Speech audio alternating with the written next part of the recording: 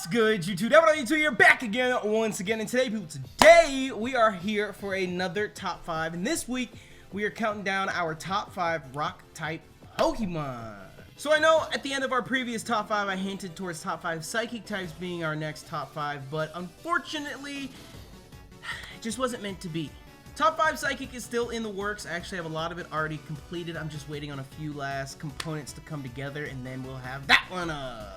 But this week we have top 5 Rock Type Pokemon all loaded up and ready to go like a Geodude in a Rhyperior's palm. Of course, with our top 5 series, it's not just us sitting here behind the computer counting things down. It's time for us to get up and go out into the world and experience some of these things that inspired some of our favorite Pokemon. Of course, go ahead and leave your own top 5 favorite rock types in the comment section below. And without any further ado, as they say at the start of every Pokemon game, it's time to begin a new adventure. Let's get up and go!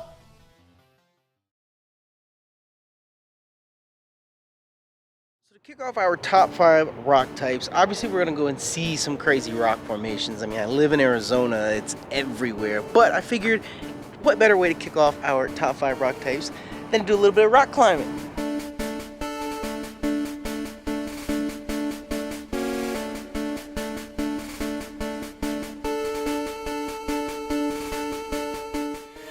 These shoes are tight as fuck. So this place is super dope.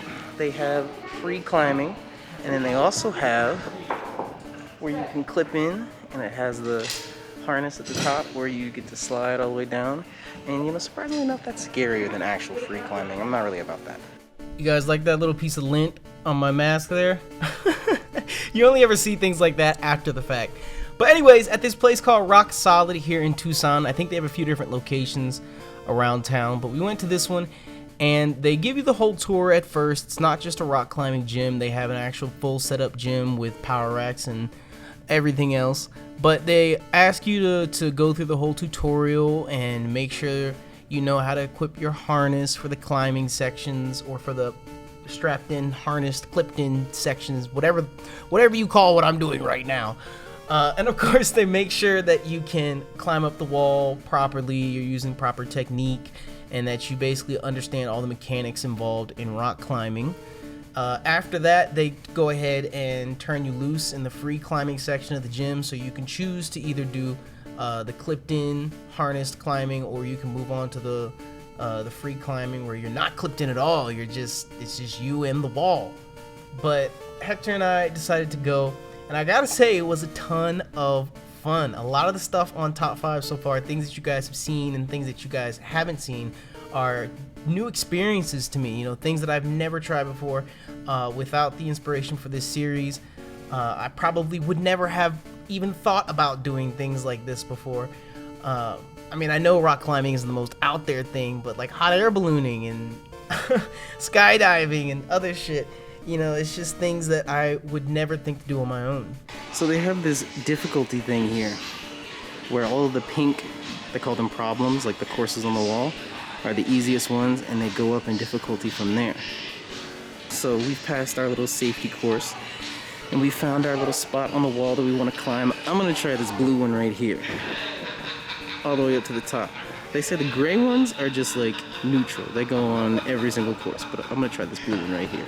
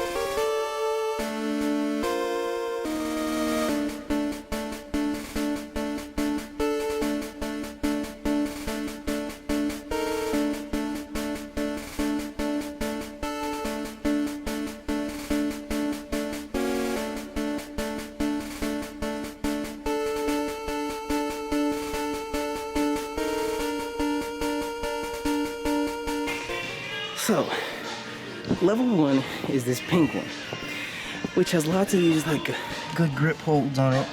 They're really commonly spaced all the way through. Level 2 is the blue one, which is a little harder, as you can see, but they still have these really nice, convenient like hand holds, you know what I mean? Then there's level 3, which is yellow, and they have no like real hand holds, you know what I mean? Like, you kind of just have to, well, that one's kind of convenient, but like, look at that one. What the fuck? I don't put my foot on that one. That's it. That's all that's going on there. So I tried plenty of these yellow courses, and I'm telling you, maybe it's only level 3. So maybe for some more experienced climbers, maybe if I went a few more times, it will seem easier and easier as you go. And of course, you'll learn the proper technique to grip and everything. Hector was saying there that at a certain point, you know, it's just all fingertips. You can't really even use most of your hand. You're just on your fingertips and your toes climbing up there. But it was something that we definitely super duper enjoyed. We only had maybe an hour or so this day to go and rock climb, and we were so bummed out. We wanted to keep climbing. We wanted to keep going and trying to get better and better and better. So it's definitely something that we're going to come back and try to do again. I could not imagine actual rock climbing because, I mean, you know, like, you get to a certain point and it's like you're just tired. You know, like even here in this gym, just climbing up the wall, sometimes you get to the top and it takes everything out of you and you're just tired. What the fuck do actual rock climbers do? I'm sure that once you get to that point when you actually go out and you're rock climbing, you're much more experienced, but still, just leave it to the imagination to think like, what would you do in that scenario? What would you do if you were climbing the side of a mountain and you just were exhausted, you got tired?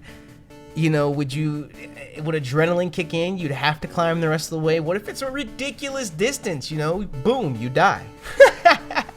I mean, boom, you'd fall off.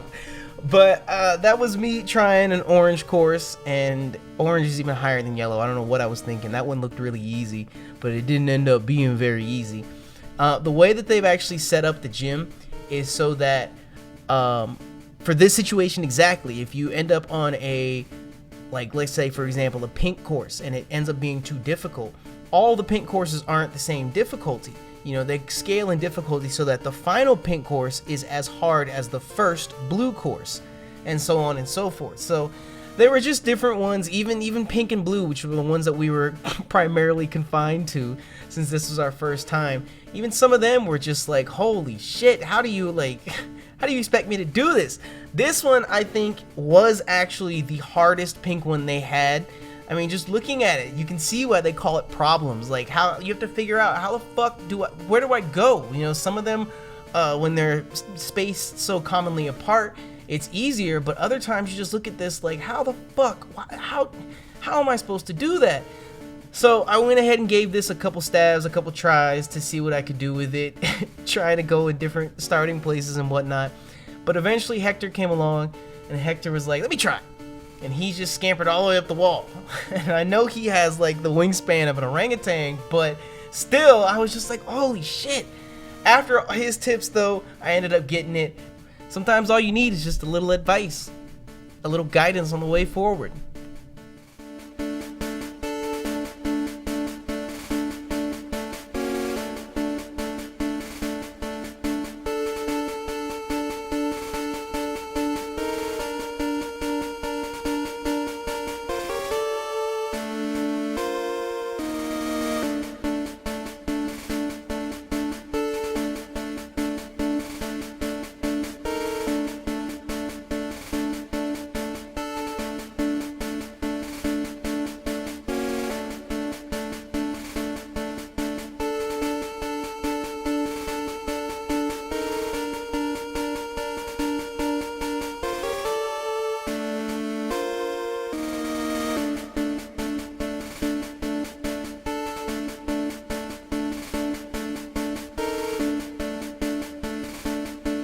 Kicking off our countdown this week in the number 5 spot, we have the OG, the original rock type in my mind, Rhydon.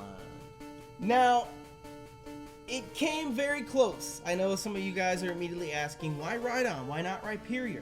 I love Rhyperior, but you can't have Rhyperior without Rhydon. I guess that would mean that If you like Blastoise, you should like War Turtle. Let's not do that. Let's not get into that. Number 5 is Rhydon. As I was saying, I love Rhyperior. I think he's a super duper incredible Pokemon. To be honest, you could kind of include this slot as like a tie, Rhydon, Rhyperior. But Rhydon is just OG, it's original. I think everything about his design is just perfect. And I know that that's not really saying much. He's just a gray rock type rhino still, but it's kind of like my debate with shiny Pokemon. You know, is a shiny still good if its shiny is ugly as fuck? You know, yes, there are decent Pokemon, decent designs, but there's always sometimes one little thing or another that might throw it off. Even with the simplicity of Rhydon, I think he's perfect. I love him. He's incredible.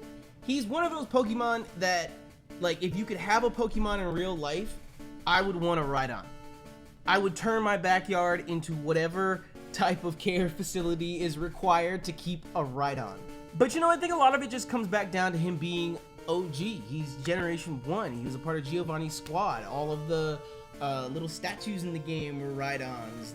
One of the little party icons for your Pokemon were Rhydons. Rhydon just ends up being a solid slot on your team. He's a solid team member. He's just all around an incredible Pokemon, close to my heart, and I love him. That's why he's number 5 this week. So for number 4 in our countdown, we have the Tucson Gem and Mineral Show. Unfortunately, there is no 2021 Tucson Gem and Mineral Show due to the pandemic going on right now in Arizona, just recently being the hotspot of the nation. We actually had a curfew until I think like the day before Christmas. So it's understandable that it was canceled, but it's rather unfortunate. However, at last year's Gem and Mineral Show, I did actually record quite a bit of it.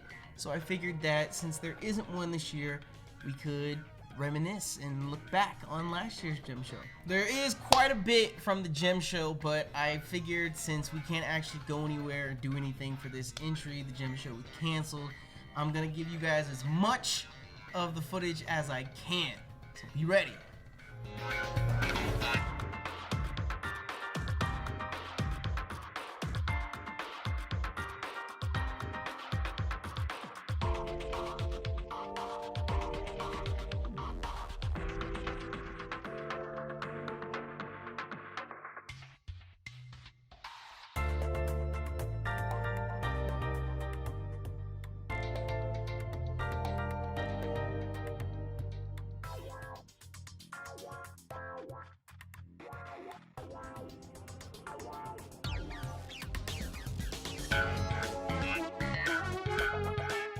I gotta say though, my trip to the Gem Show last year was actually fucking crazy. You know, I've lived in Tucson for almost a decade now, and I see the Gem Show every single year because it's not just like, oh, at a convention center or something. Like, the Gem Show in Tucson takes over the entire city. It's ridiculous. There are tents, like football field sized tents, like every couple blocks. There's some down south by Casino del Sol. There's vendors way up north by Oro Valley. This one was actually 22nd Street Gem Show, but even that, like, I was there for like almost 4 hours just walking up and down aisles after aisles after aisles of gems and rocks and minerals and everything that's slant to the, I guess, the gem culture, you could call it, as well. They had a bunch of petrified wood and fossils. The fossils blew my mind. Like, what? I didn't know they had fucking fossils at the Gem Show. It's crazy. It's yet again another example of something that, you know, that's a perfect example. I've known about the Gem Show forever and ever and ever, and I've just never gone. And then one year I just up and decide to go, and it blows my mind. And now I'm upset that the 2021 Gem Show is canceled. I wanted to fucking go, damn it. Of course, the Gem Show is open to the public, but it's really more so like a wholesaler's type place where people who own like jewelry businesses or I know there are a lot of office suppliers that come and buy these huge pieces of gems or minerals or whatever as like pieces to go in like waiting rooms and things like that. I spoke to a couple of the people that had fossil exhibits here, And a lot of the fossils are already sold. And they said, yeah, my boss, you know, the owner of the company, he just buys land out in like Montana or Wyoming somewhere, and they just go out there and dig. And whatever we find, we dig up and we sell to collectors and museums. Apparently museums send representatives to things like this to scout out different pieces. So it just blows my mind that what I'm looking at literally like 2 feet away from me is an actual Triceratops skull. It's an actual skeleton of some dinosaur. You know, it's not behind glass. Of course they ask you not to touch it, but still, it's one thing when it's behind glass in a museum, and it's another to be like right there up close and personal with it. It's crazy. Again, this is something that just happens every year in my city, and you just wouldn't know. You gotta get up, go out, Google the name of wherever you live, Google the next time over, just say events, upcoming events near me, and find some crazy shit that you've never done before, but you know, sounds interesting. And you know, get up and go out and try it, and before you know it, you'll be trying all types of crazy shit. You can say, yeah, I did that, yeah, I went and did that. You know, life is short. Pack it full of as much shit as you can, damn it.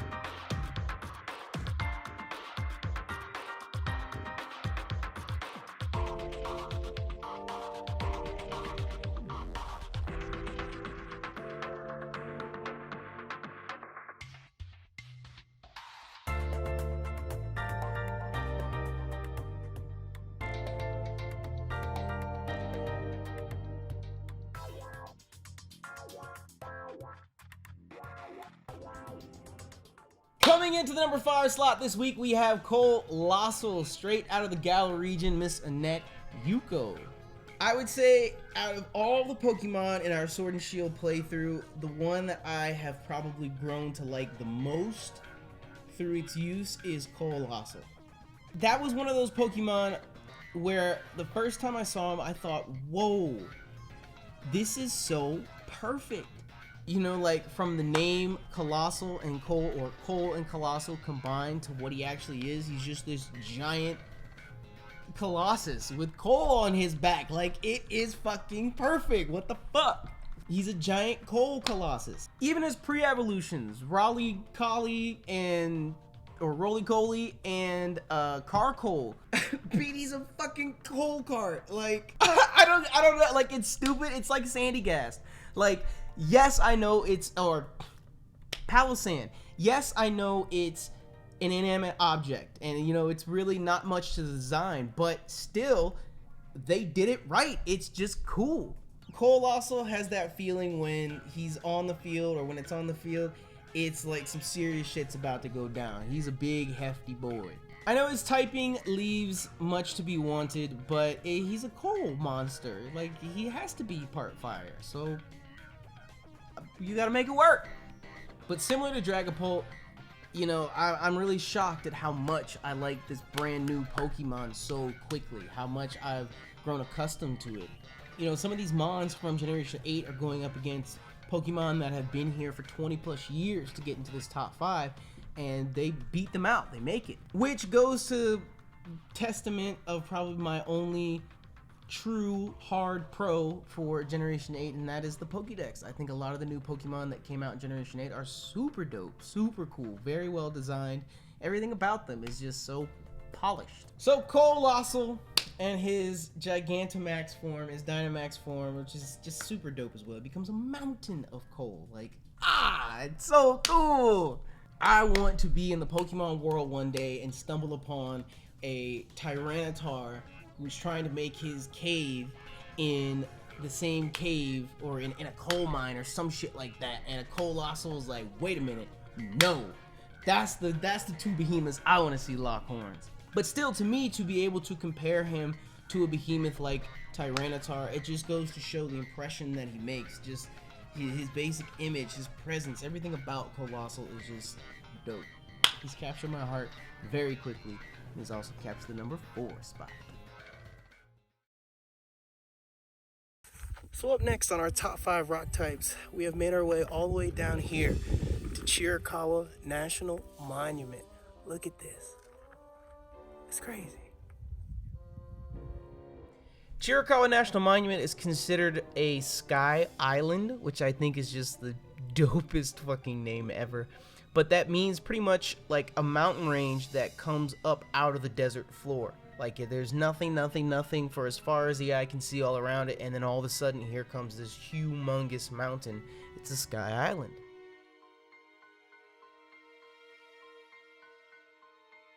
Now, I might be pronouncing this incorrectly, but apparently these are called hoodoos.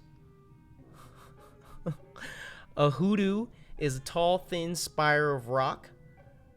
So there's thousands and thousands of hoodoos and balancing rocks, and it's all natural.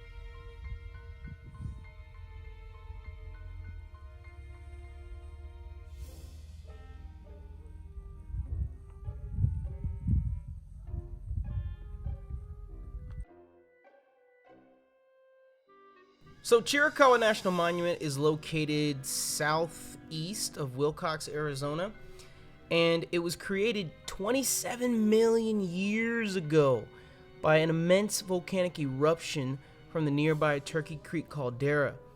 All of that white hot ash just cooled and hardened into rhyolitic tuff, laying down almost 2,000 feet of highly silicous dark volcanic ash and pumice. Over time, all of that volcanic material eventually eroded away into the rock formations that make up Chiricahua National Monument today.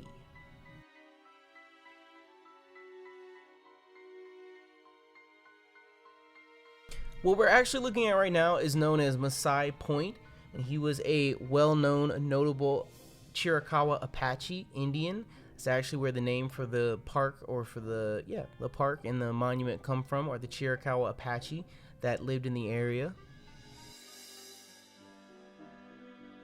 With the Gadsden Purchase and United States acquiring the area, there was a lot of turmoil between settlers and the Chiricahua Apache in the area. But eventually in 1924, the National Park System gained control of it and turned it into the Chiricahua National Monument.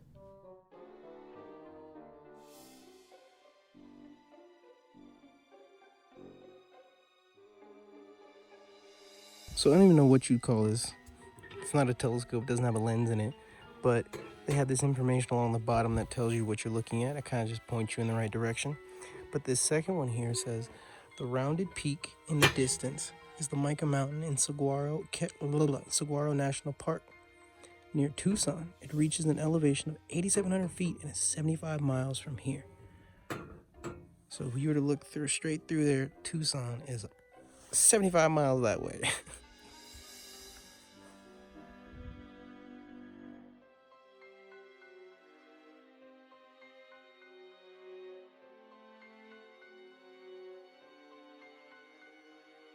But this is a national park. The place is super dope. They have a ton of hiking trails. I wish I had more time.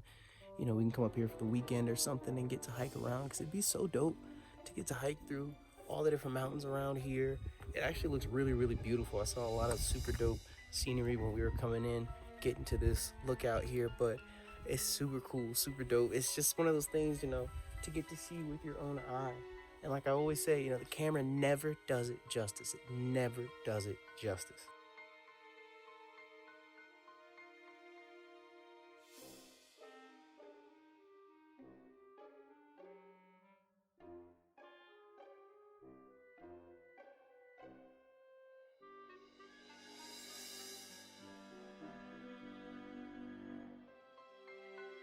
Stomping his way into the number 3 spot, we have the one and only Tyrantrum. Now, if you guys remember when we did our Pokemon YLP, I just about lost my shit where we got a Tyrant and evolved it into Tyrantrum. I'm at a loss of words. I did not realize top 5 rock types was going to be this hype. Like, wait a minute.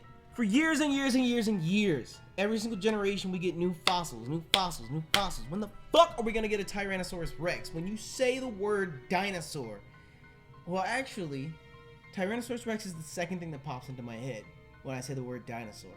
The first thing that pops into mind is a Brontosaurus or an Apatosaurus or whatever. But then it's a Tyrannosaurus Rex. I mean, I guess to be fair, Aurorus and Amora are Brontosaurus, so...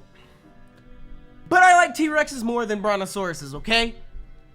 We're gonna work our way back to this point one way or another, damn it.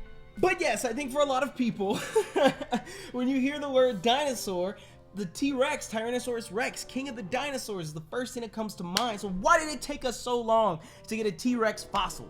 And out of all the Pokemon that have had dragon typing just slapped onto them in the past couple years, I can't think of one that's more appropriate than Tyrantrum. If there is any fossil that deserves to be part dragon, it should be the king of the dinosaurs, the Tyrannosaurus Rex. And I love his collar that he has on, his white spike around his neck, his maroon, his dark red palette.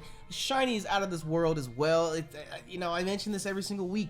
You know, you have a decent Pokemon and sometimes the shiny is ass. Not this time. We got a super dope shiny out of Tyrantrum. And if I'm gonna be honest with you, I would not mind a Mega Evolution for Tyrantrum either, just because I want to see them make an even bigger and more badass T-Rex Pokemon. There you have it. King of the dinosaurs, king of the fossils, Tyrantrum is in our number 3 spot this week.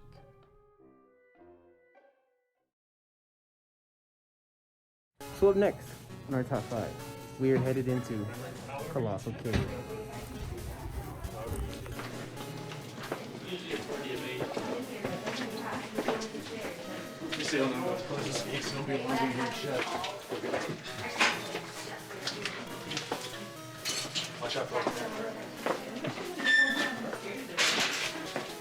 The man who discovered the cave was named Solomon Lick. He found it in 1879. And when he found the cave, he thought it would be a great way to get guests to his hotel, so he did start advertising it. But he also recommended that guests take souvenirs. So we're going to see a lot of damage today where people broke off those formations and took them home, fortunately. And in 1923, the mining rights for our cave were purchased by a man named Frank Schmidt.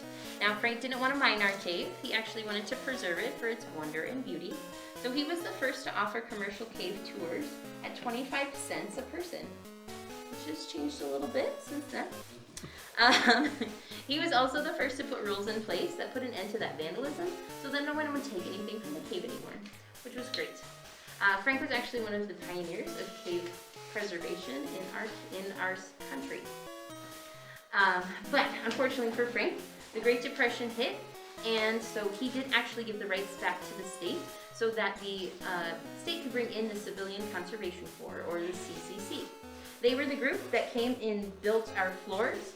They built our staircases, our handrails, all of our buildings outside, our hiking trails, and they wired the original lighting system. Most of our formations today were formed by water, and in this instance, that water dripped down. As it evaporated, it left behind a mineral called calcite, which is also what most of everything is made out of today. You can remember a stalactites because they have to hang on tight to the ceiling. If you'll notice, these two are flat on the bottom. That is that vandalism I was discussing.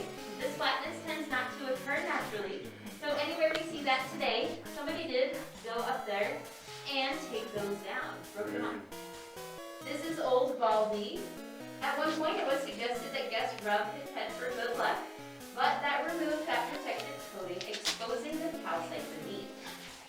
So if water returned to our cave, Old Baldy is considered damaged, and it is unlikely that he would grow again. Watch out. Oh. Get myself knocked out in here. Oh, look at this though. This tight squeeze. Oh shit. But you know, this is really pretty though. It's really gorgeous. Like, look at this roll.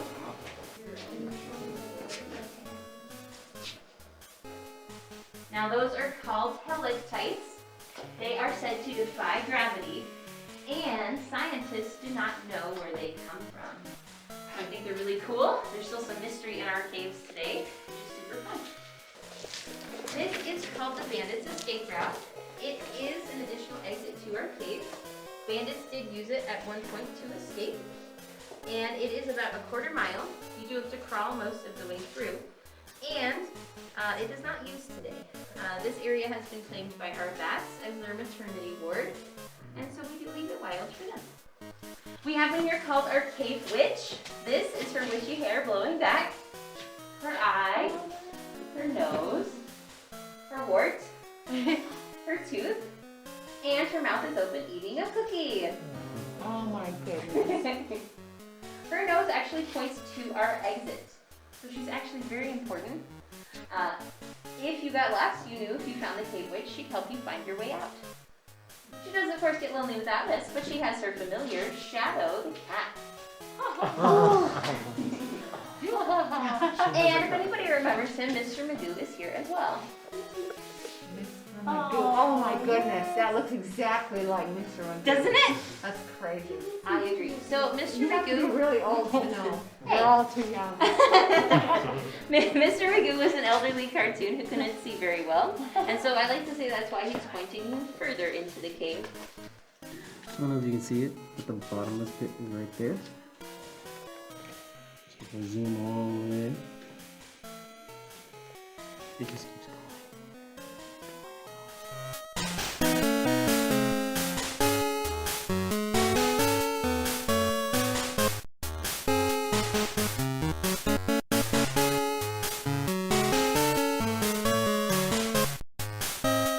Our cave was actually grown by water, formed I guess is a better word, by water coming up through the ground. That water had sulfuric acid in it, and that is what ate away at all of these grooves, all of the rock, everything above us that we see here was created that way. But water, of course, did start to drain from our cave. As it did, it actually settled here for a period, creating this water line. So you can see how it's darker on top here and lighter on the bottom. That water started to drain again. Any water absorbed by this rock was forced out of tiny pinholes, which blew bubbles, and those bubbles hardened in this shape known as cave popcorn. However, this is not Willy Wonka, so please do not lick the walls. We also tell a story in this room about Sesame Street. Big Bird comes to our cave, and he is looking for his treasure, but he stumbles upon our cave T-Rex. There's his eye, his nose, and his mouth. So So apparently Big Bird is afraid of dinosaurs, and he came through that wall. Apparently I'm not as big as Big Bird.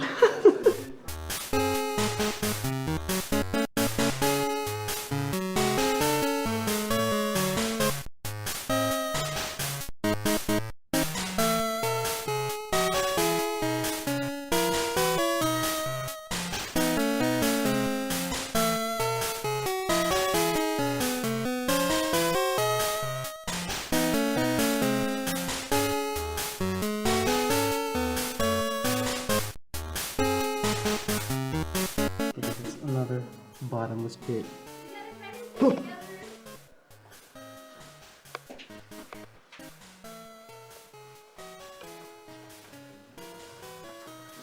Whoa! Just walking along and then boom, all this shit's behind you.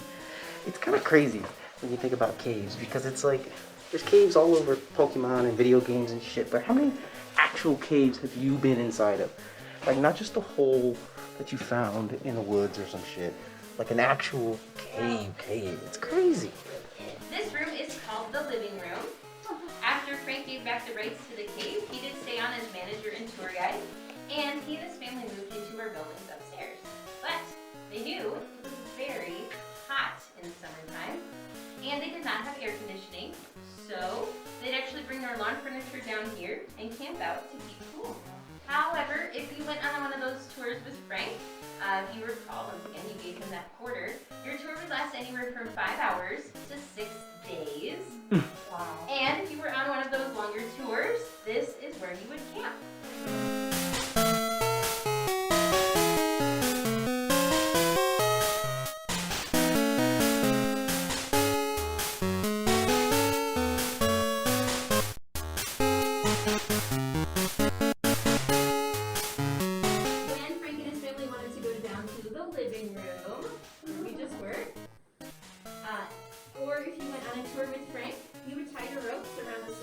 That were here, they threw those ropes over and scaled down this wall.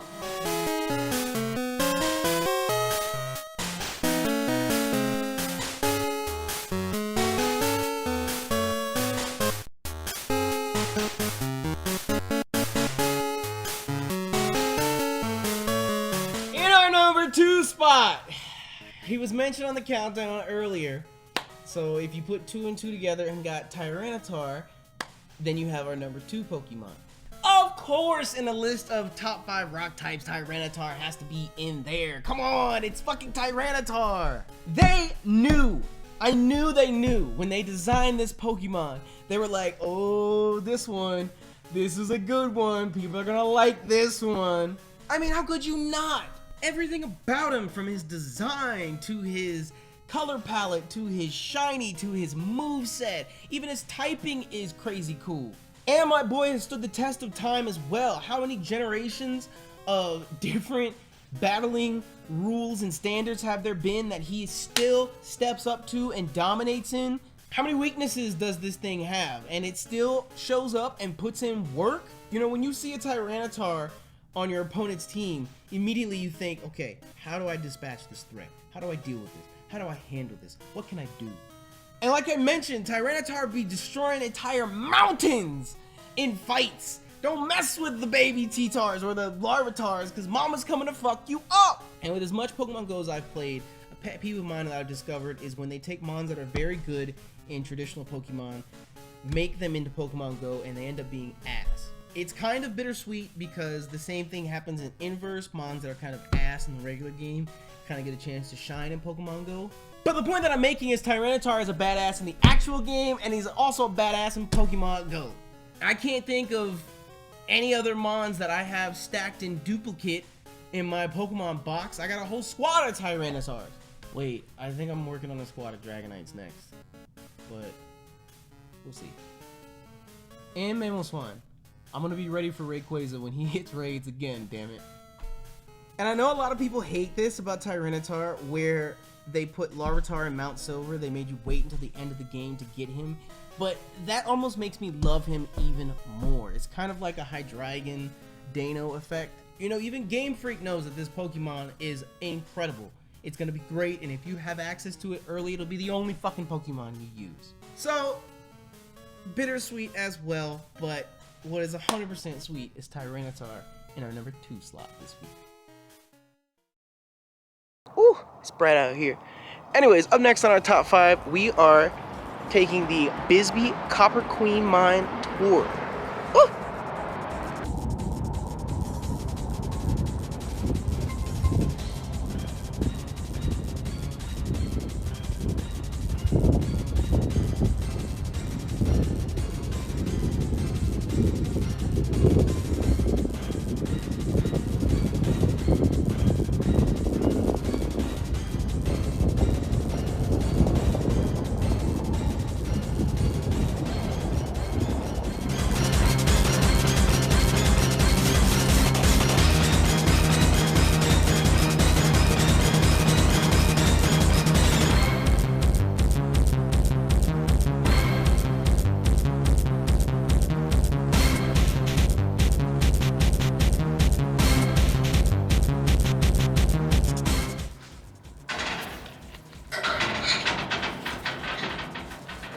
Alrighty, this tunnel that we're going in on today, this was put in 1915 as the main haulage level for the Copper Queen and Southwest Mine.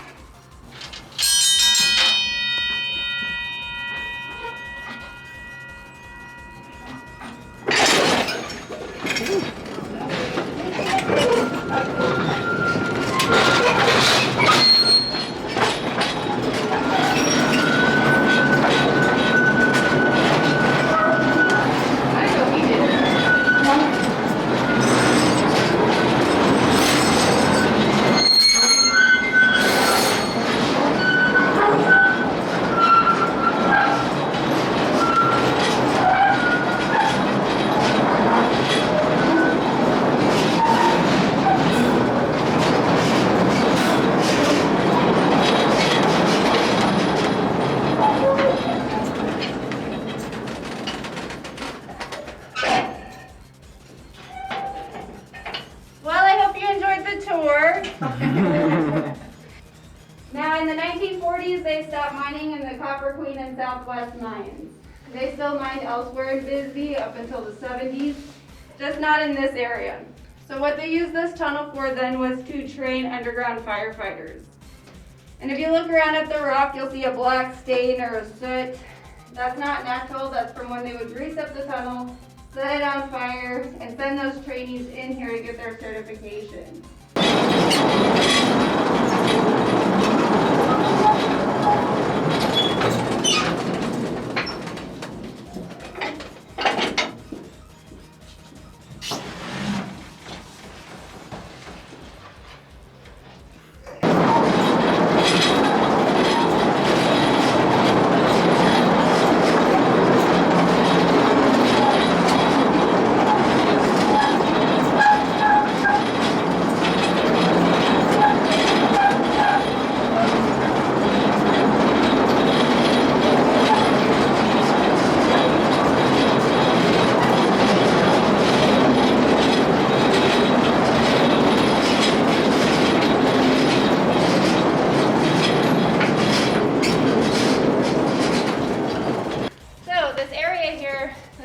A natural cavern.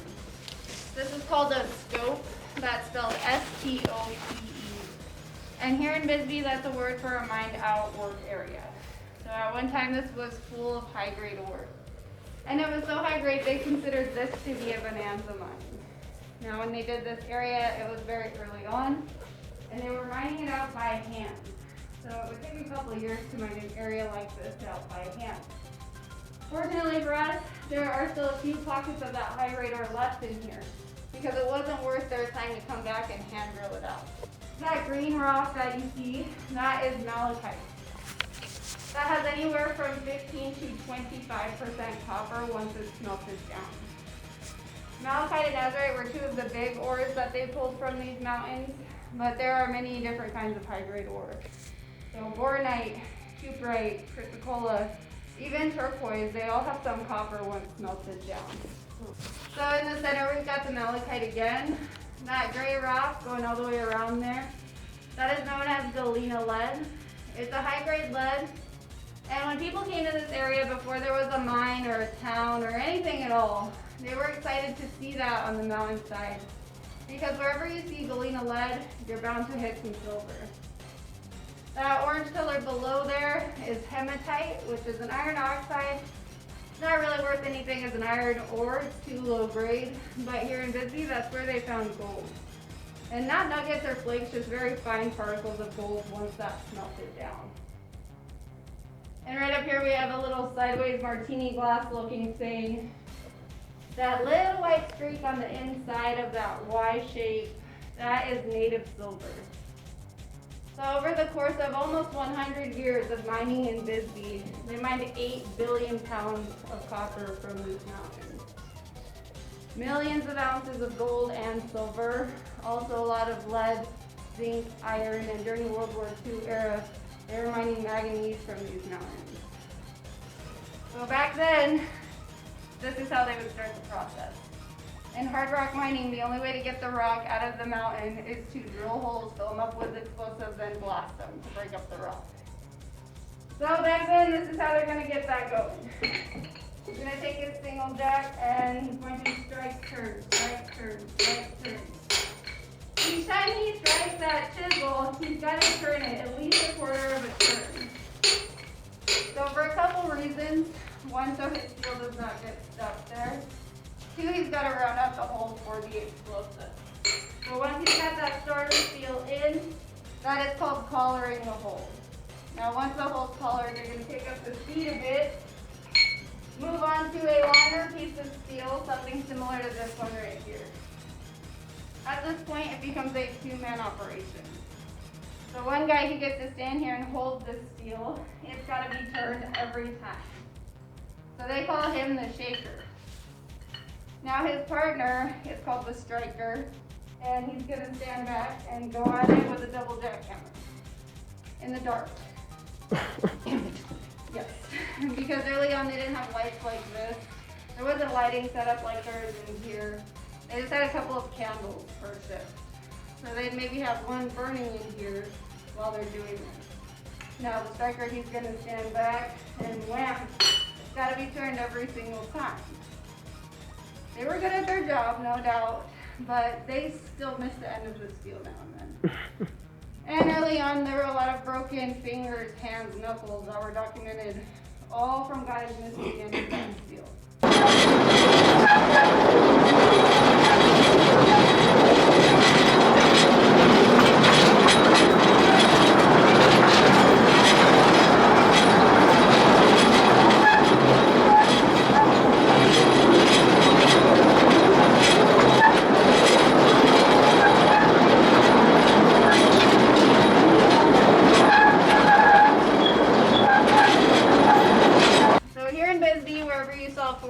Like this, that meant you're at an ore transfer pocket. So since we're on the main haulage level right now, the levels above us would send their rock down these chutes to get loaded up in these cars and then hauled on out of here. So what they did is stood here at these chutes, filled up these cars. Once they had a full car, they were to hand tram it, so push it by hand to the front of the mine all day long. Now there's a 2% grade on the track that helps the loaded cars get out, so it makes it a little easier, but that didn't last for very long. After just a couple of years of that, they trained mules to pull these cars loaded. So the mules were trained on the surface. They pulled 4 loaded cars at a time. Once they got down here, they knew exactly what their job was, and they were very good at it. But rumor has it, they were smarter than a bunch of miners.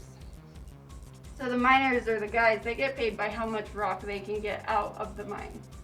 Every now and then you get a guy who decides he wants that mule to pull 5 cars instead of 4.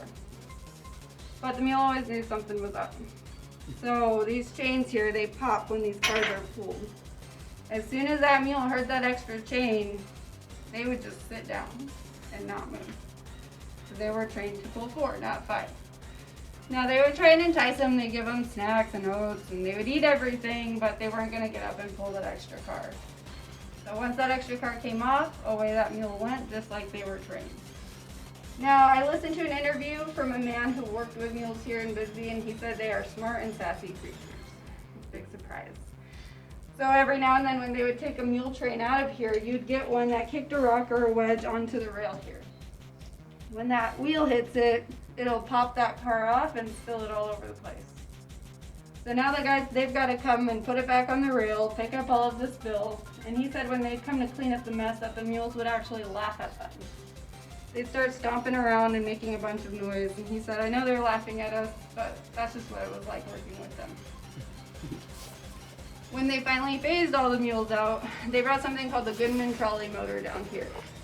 So we have a trolley motor in our parking lot. It's not like the orange motor that we come in on. It's a big black motor. And it had an arm that would come up and make contact with a bare copper wire. The copper wire would have 200 DC volt running through it. So this brought an element of danger underground that nobody was prepared for. Suddenly that motor, it could pull up to 30 of these cars loaded at 40 plus miles per hour. And if you saw that thing coming, you got out of the way because nothing down here has any brakes on it. So it was a different kind of danger for these guys who work here at these chutes with that wire right above their head. Because every now and then your rock gets stuck behind those doors. And when that happens, the tool they give you to break it loose with is a steel bar with that hot wire right above you. So if it's stuck pretty close to the door, you can use this thing and keep yourself in a safe spot. But if it's stuck high up in there, what they want you to do, put a piece of timber over this card called a lagging. Hop up on there, stick your head up in that chute and start poking at a bunch of rock, trying to break it loose. So if it starts coming down quick and you're trying to get out of there, you might slip and hit this thing live. So remember when I said there's over 2,000 miles of rail running through these mountains? That was a problem for the bosses, because they have to check on each man in their crew 2 times a shift, once before lunch and once after lunch. Some walked as high as 10 miles a day. So they come to the company and said it's just way too much walking. This was the solution to that problem. So again, no brakes. This goes just as fast forward as it will backwards. Has a banana seat, so it came out in around the 60s. But the only issue this bike really had is the boss could never find it, because the guys are always messing with their boss. So he'd park it, go check on one of his men. When he returns, it's nowhere to be found. So welcome to the Southwest Mine. We're technically not in the Copper Queen mine anymore, and they're separated by this fire door here. So this one was put in 1917. It's an original fire door. When a fire would break out underground, the first thing they're going to do, shut the fire door to the connected mine. That'll protect that connected mine. It'll also starve the fire of oxygen. Then they're going to send the hack crews in here, and the hack crews will finish the job for us. So this is what we saw the guy using at our first stop. That's called a stoper drill. It drills straight up and down. These 2 drills are called liner or plugger drills. The whole setup here weighs hundreds of pounds. So it would take a man and his partner to get everything to their work area and get it all set up. Once they've got it set up where they need to drill, they could drill a few holes over here. The whole machine rotates, a few more on the other side. They can raise it, lower it. 25 holes is what they drill for their blast pattern. These drills use a Timken steel bit. And the thing about Timken steel up against the hard rock behind me here is it will get flattened out like a mushroom in no time. Still a lot better than the hand drilling, but it would take about their entire 8-hour shift to get all of their holes drilled. And in the mid-40s, this one came out. All the grouchy old miners I know say this one's like the Cadillac of drills. And it's called the Gardner Denver Jack Leg. So it's less than 120 pounds. One guy could easily get that down to their work area. There's not much setup. You just connect the hoses, pop it up on that leg. The leg is going to do all the pushing for you. It also uses a different piece of steel. So this here's a tungsten carbide bit. With this bit here, you could drill all 25 holes before lunchtime and not change it once. Then you could probably come in the next day, use it again, and it's still good to go. So this drill was lighter, faster, stronger, but like most machines, it still has some issues. And it does have a few that these 2 never did have. So with these machines here, if you hit a water course or a seam like that one, automatically your steel pulls towards it. When that happens, the steel binds. Since this one is secure on the setup, it's got nowhere to go, the machine will just stop when the steel binds on you. But with this machine here, if you're not paying attention and this binds on you, you're going to have an equal but opposite reaction on your machine. So this whole thing will just start spinning on you. That leg could do a lot of damage. It could beat a man to death. This is their 25-hole pattern. Right here in the center, this is called the 5-hole burn. So these 4 around the very center hole, those are called reliever holes, and they're left vacant. They don't get filled with dynamite. Now, if those were not there, when all these shots start going off, they would just shoot right out of the face like a shotgun blast, because it wants to take the path of least resistance. But by having these holes here, it's going to give somewhere for all this energy to go when the first shot goes off.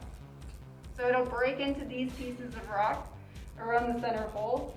Then we'll have a 7-foot deep pile of rubble right there in the center, because they did have 7-foot drill steels. That's how far they were advancing. So they're going to take their dynamite, and they'll put that blasting cap and fuse right about here. Then they're going to take this loading stick and push it all the way to the back, very, very, very gently. Once they've got those loaded up into each hole they're going to blast, they're going to take anywhere from 7 to 10 more sticks of dynamite per hole, split it on the sides with a pocket knife. And they're going to load those up in there. Once they've got them all in, they'll take that stick again and mash it just to slightly compress it in there.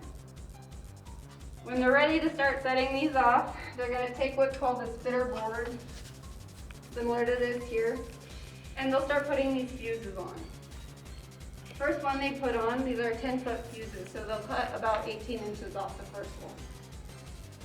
The next one they put on, they will cut about a ½ inch longer than the one before. And the same for each to follow. They're going to cut it just a ½ inch longer than the one before. So this is how they're going to time the blast. They don't want them all going off at the same time. Once they've got all of the fuses on, they'll take a spitter rod, and this burns at about 1200 degrees. So they'll start lighting them up, starting with this one here. By the time they get to that last fuse, the first one's going to be going in the hole. So they need to get moving. They still have 6 or 7 minutes to get out of there because it's attached to that very first stick. But they're going to start moving, so they'll pull this off or break it. One guy goes each direction to stand guard. They never ran in the mine because they don't want to risk stumbling and falling in front of the blast. So they just walk quickly out of that area. Then they're going to count. So if they don't hear all 21 blasts, they've got to let the shift boss know. Because they don't want the next crew to come in and start poking around at a bunch of loose rock and hit a stick of dynamite that has a blasting cap and a fuse in it. And right over here we got the most photographed area in the entire mine. This is called a sanitation car. But there's a lot of names for this car. Now, all the guys I know who had to use this thing say it's over-engineered because they never saw 2 men sit on it at the same time. But they are all 2-seaters.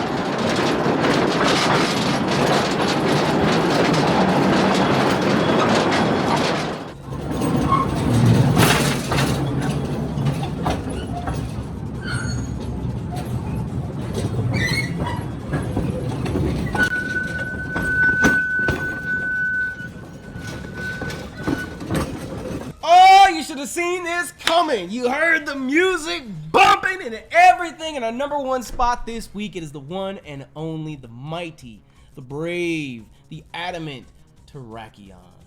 I love him so much. He was our mascot at one point. Terrakion is just, it was the moment I saw him. It's like he embodies everything that a powerful Pokemon should be. All the way down to his stance. The way he stands with his shoulders forward, everything, but like, Terrakion is not playing no fucking games. I know they made him all like jolly and happy and oh, let me help train you, Keldeo, in the movie. But you know, if Terrakion was real and you pissed that motherfucker off, he is running you down. That's not just bull. That's like you ever see them pictures of them dogs that like are just straight muscle and they say they've been hitting the gym? That's how I feel like Terrakion would be in real life. He would just be this giant ball of rippling muscle, just power with horns. In my opinion, I don't really think the Swords of Justice are all of that. If I had to do a top 5 on like trio Pokemon, they would probably either be somewhere on the bottom or maybe they might make it mid because Terrakion would pull them up that high. Even in his like little grouping, I think Terrakion shits on all the rest of them. And I think that it gets lost in the rubble sometimes that Terrakion is a rock type. I think his fighting typing is emphasized so much more. But I have to say, I think his shiny is kind of middle of the road. I know it's perfect to call him Red Bull because of his horns and whatnot. I just wish that he was just like, I don't even know. I wish they turned him into like jet black with gold horns or something like that. That might just be the fanboy in me wanting to open up a McDonald's kiddie meal and pull a toy out and boom, shiny Terrakion, you know? But I wish it was just a little something different than the red horns, the tint change, and the green additions. You know, it's not a terrible shiny, but at the same time, you know, it's not all that. And I also wish that they did a little more for him in Black and White. You just find him in Victory Road, and that's that. Like, come on. Don't treat Terrakion like Moltres. He's better than that. But Terrakion just fills me with that fighting spirit whenever I have one on my team, whenever I have the chance to use one. You know, you're not afraid of anything. You have a Terrakion leading the charge. Let's fuck it up. So for all those reasons and so much more, Terrakion has claimed our #1 spot this week for our top 5 rock types. Well, with that, we have completed our top 5 for this week. I hope that you guys enjoyed all the many different places that we visited and the adventures and journeys that we took on this week. Next week, I'm not even going to announce the typing yet. I learned my lesson with the top 5 psychic types. I would like to give you guys a little hint, a little preview, but I don't want to tell you something's coming and then it doesn't. So we'll see. I'm going to leave it up to mystery. What will next week's top 5 be? You're going to have to tune in to find out. Top 5 goes up on the channel every single Thursday.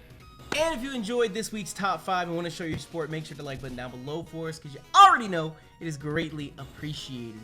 With that, though, it's time for me to get up out of here. Thank you guys so much for your love and your loyalty. And until next time, I'm out this bitch. Bye!